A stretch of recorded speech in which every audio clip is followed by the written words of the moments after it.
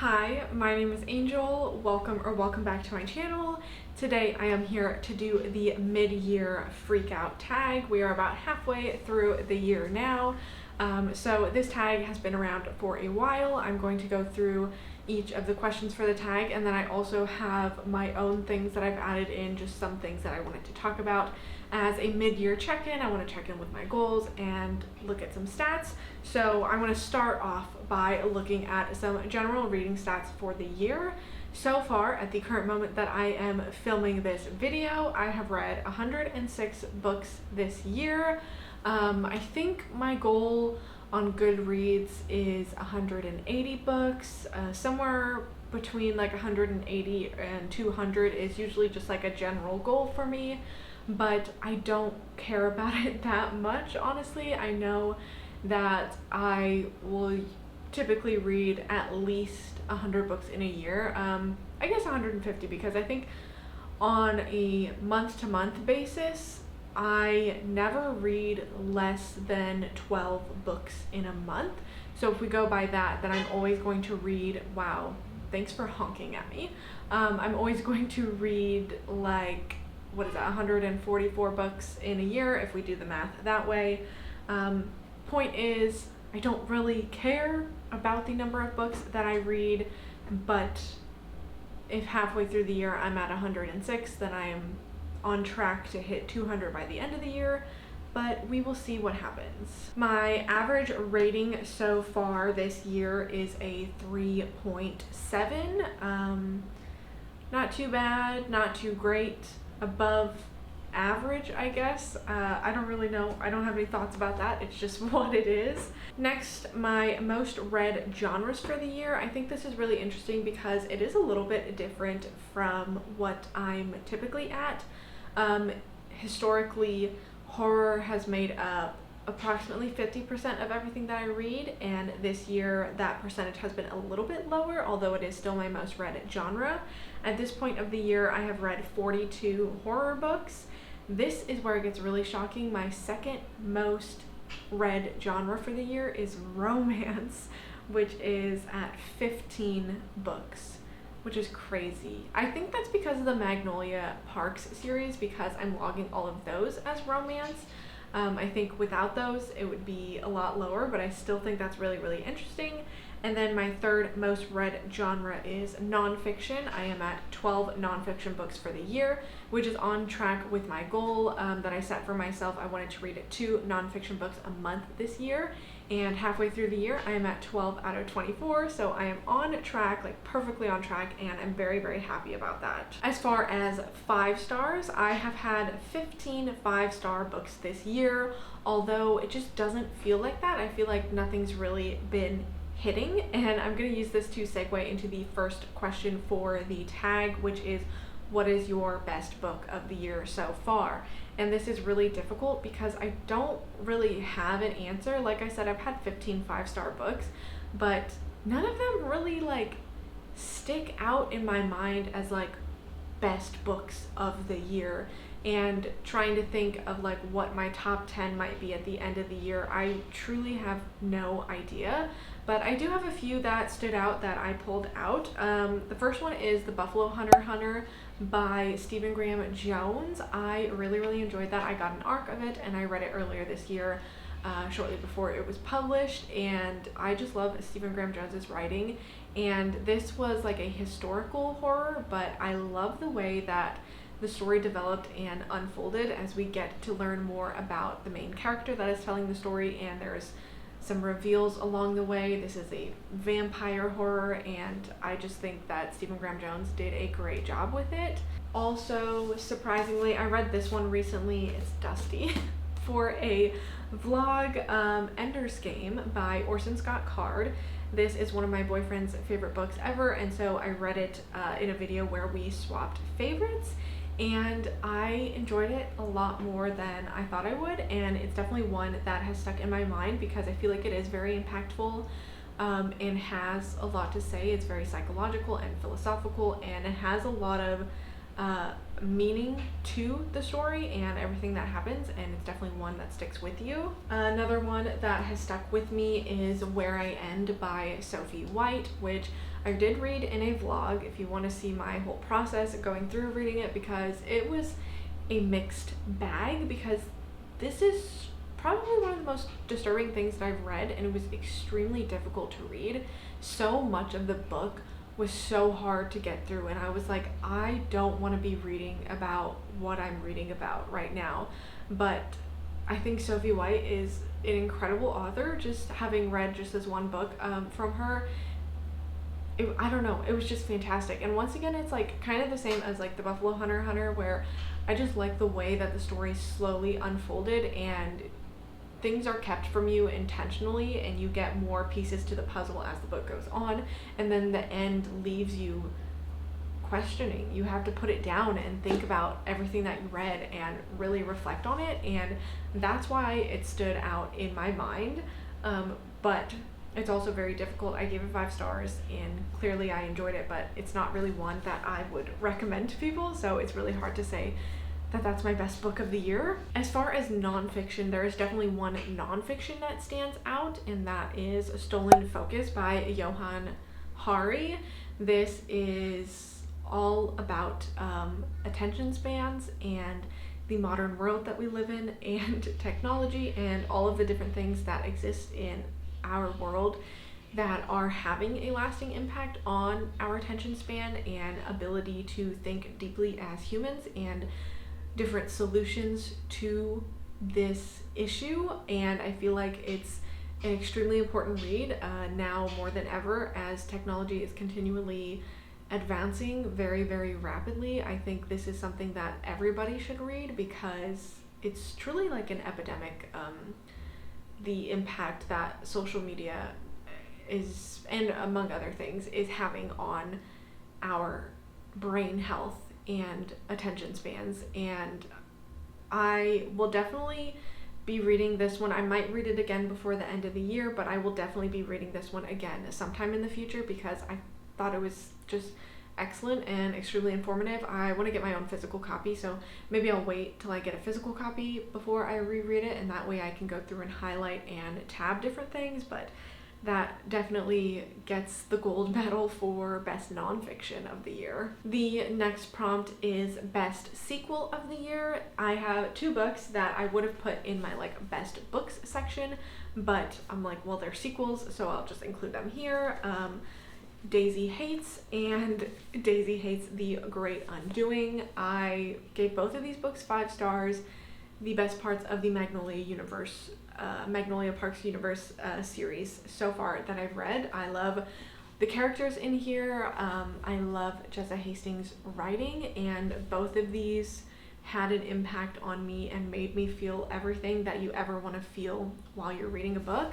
As you can see, they are both tabbed and highlighted. This one as well, color-coded tabs and highlights, because duh. But these are books that I will not be forgetting anytime soon. So, best sequel, definitely Daisy Hates. The next question is new releases you haven't read yet, but you want to. I do have quite a few for this. Let me start with the one that I do physically own, which is Sunrise on the Reaping by Suzanne Collins. We all know what this is, right? Haymitch's backstory in The Hunger Games. I currently am rereading the main trilogy. I just have to read Mockingjay, which I will be reading for a vlog. And after I read Mockingjay, I will be reading Sunrise on the Reaping. I'm very, very excited. So yeah, that's that. Some other new releases that I really do want to get to.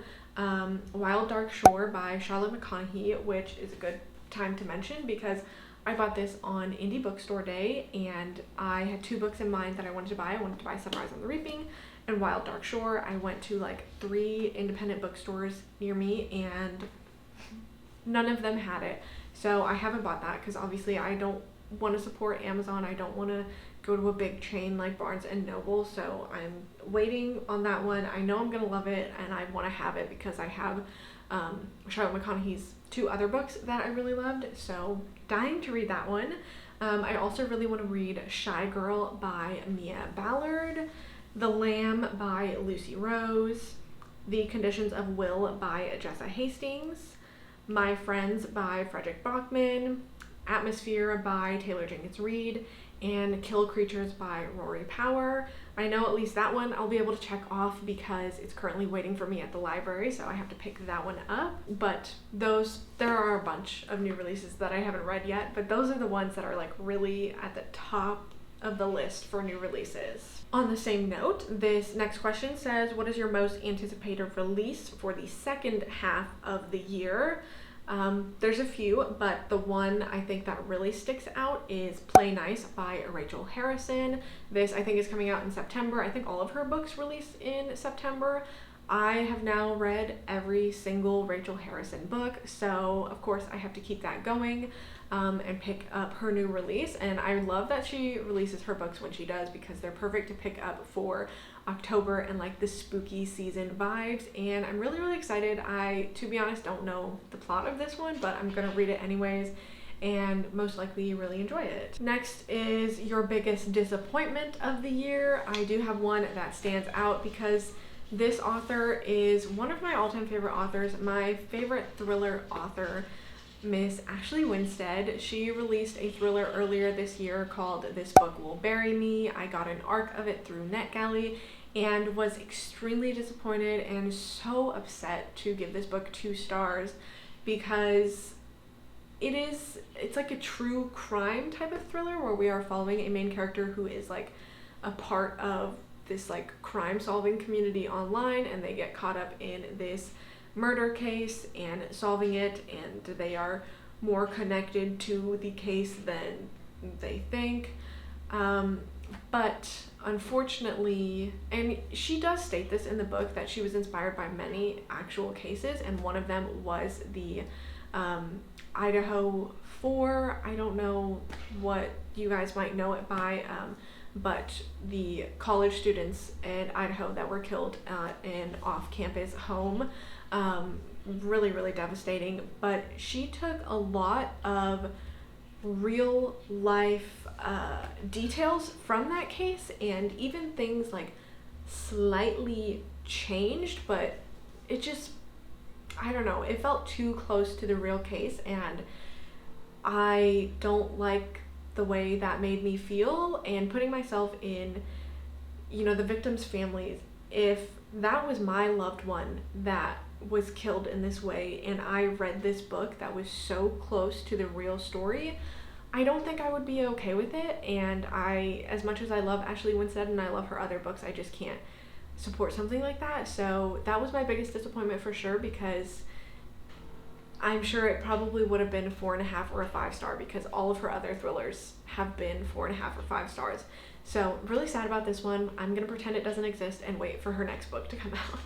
New favorite author, new to me author, I will have to go with Jessa Hastings, because I've read up until this one, which is book 4, I've read the Magnolia Parks Universe series this year and was absolutely blown away by the writing. To be honest, like the quality of the writing was so much more than I was expecting.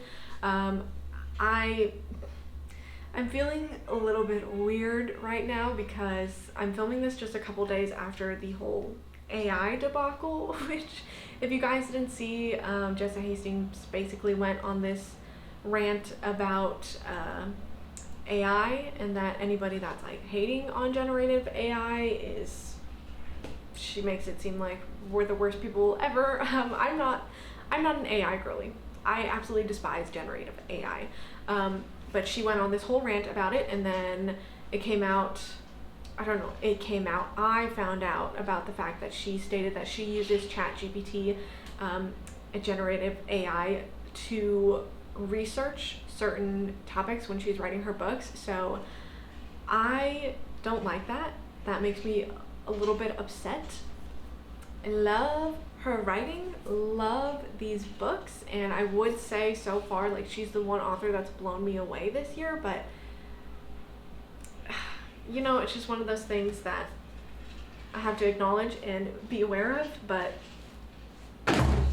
what can you do, I guess. While we're on that note, though, the next question is your new favorite character. Daisy, Christian, and Julian in these books are characters that I feel very, very connected to. I really, really love. I'm not someone who, I don't want to say that I don't get connected to characters. I do, but it's like not very often, and I think maybe it has to do a lot with like the type of books that I read, that I don't really get super duper connected to characters where they like stand out in my mind, but these characters do, especially Christian. I think he's my favorite in the series, and I love Daisy, Christian, Julian, all of them separately and all of them together I really, really enjoy. I need to stop putting these books down because the next question is a book that made you cry, and I do have to say Daisy Hates the Great Undoing did make me tear up a little bit. Also for this, I will say this is a reread, but Project Hail Mary by Andy Weir, it just, I feel like will always make me tear up because I love these characters so much. I love Rocky so much. I love seeing their friendship, and it will always make me tear up, happy tears, because I love them so much. Which is a nice segue into the next question, which is a book that made you happy.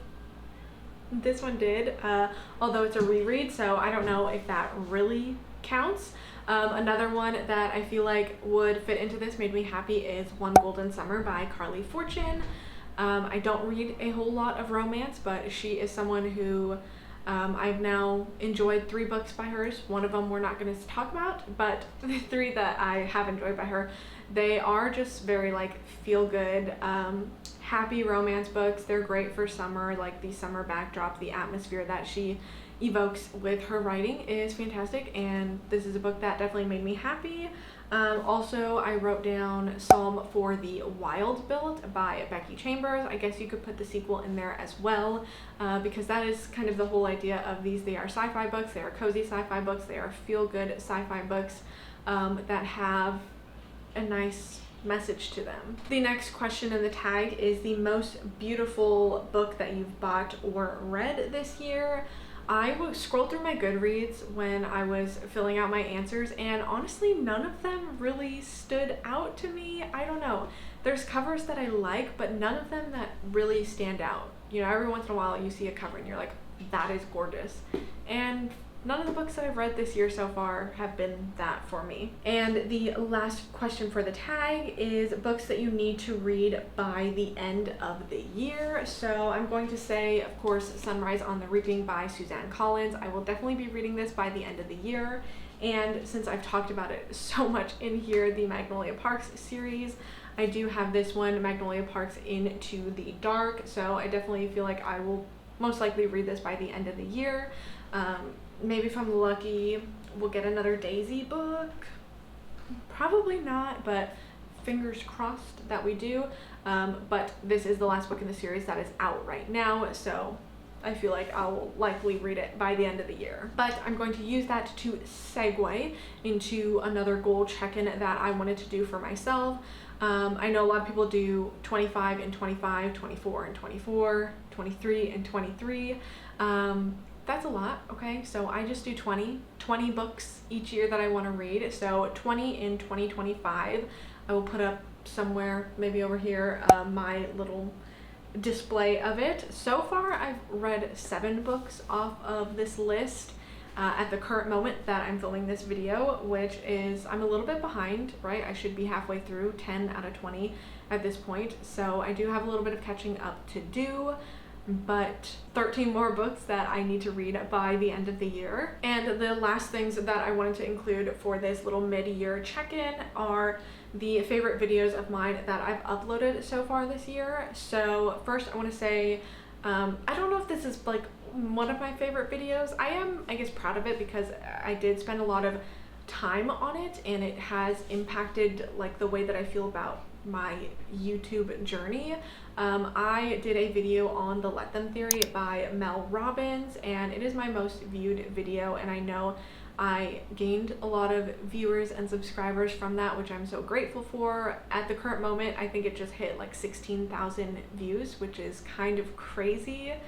There's been mixed reaction, and that's understandable. That was expected, but I had a good time researching this and putting the video together, and I think that it helped me kind of figure out what I want to do on YouTube, because I do like doing things like that and doing more like book discussion type of videos, and that's not going to be what all of my content is. I still love doing reading vlogs and doing what I'm doing now, but I do foresee in the future leaning a little bit more into that and doing more book discussions if it's topics that I feel very passionate about. So I'm really glad that I decided to go through and create that video and upload it, and I'm thankful for where it's gotten me in my YouTube journey. As far as things that I really loved doing, I loved doing the 2 videos at the beginning of the year where I was reading from people's best books list. So I did one for Booktube and one for Bookstagram, the 3 horror books that were mentioned the most on those platforms, at least that I could see. That's just always fun. Is I think something that I'm going to continue doing, and I really liked making those videos. I also really liked my author taste test video for Otessa Moshfegh. I am trying to like play around more and like, I don't know, level up a little bit when it comes to like editing and creating more quality content, and I like some of the things that I did when I was editing that vlog, although, you know, the books and like that, the way I felt about the books, that's like a whole different thing, but like the video itself and the editing and the way that I put it together, I really liked that. And then also the reading vlog that I uploaded recently, where I read books that then inspired some popular songs. I think that was just a really fun one to do. I love music. I could talk about like bands and music and songs and stuff all day long, just like I talk about books all day long. So I really loved filming that video and getting to talk about songs that I love and bands that I love and read some more classic books. And I do have at least one more episode planned where I have 3 other books that I'm going to read that were inspired by songs, but I really liked doing that one. So I would say those are my favorite videos that I've uploaded so far this year. And then last but not least, this is my own little prompt because I want to spread some love to the community and smaller booktubers. I wanted to talk about some of the creators that I've been watching a lot recently. I may not interact with all their videos, but just know that like I'm here, I'm watching you guys, and I appreciate what you're doing. So these people will be linked down below. I highly encourage you to go and check them out and give them some love. The first one is Lucy Ray. I really love her videos. She does some hauls, some reading vlogs. I really like the way that she puts her reading vlogs together. I feel like they kind of have a cozy and like calming vibe to them, and I really like the way that she speaks about the books that she's reading. So go and check her out. Also, Brianna's Bookshelf. I really enjoy her videos as well. She's doing a lot of recommendation videos, which are really fun. Once again, I like the way that she talks about the books that she's reading, and I feel like our reading tastes align pretty well. So if you like what I do and you like the books that I read, I would recommend checking her out as well. She kind of comes up with some fun and creative concepts also. Another one also is Brandon's Haunted Library. I really like the videos he makes. He does a lot of recommendation videos where he talks a lot primarily about horror, and once again, I like the way that he reviews the books and he speaks about the books that he's reading. I've gotten some good recommendations from him. I found his channel actually through doing my like best books little reading vlogs at the beginning of the year, and consistently have been watching him since then. I like the stuff that he puts out, and if you are a horror fan, he is definitely a channel that I would recommend. And then I also want to shout out Mimi at It's Mimi Duong. She does some really fun videos over there as well. We do have a little bit like differing reading tastes, but I just think that she seems like a really genuine, cool person. And the one thing that I really love about her channel is her creativity and the organization and the graphics that she includes in her videos. I love the way she edits her videos, the graphics she puts into them, and then if you are like a stats girly, you are like an organized person, she is somebody that I think you will enjoy watching her videos because she is extremely organized and very about the statistics when it comes to her reading. So like I said, all of those people will be linked down below. I would recommend you guys go and check them out. I just want to spread some love. But that is about it for my little mid-year check-in. So if you are watching this, let me know down below, what is your favorite book that you've read so far this year? I will be very, very curious to see everybody's answers. Thank you guys so much for watching, and hopefully I will see you next time.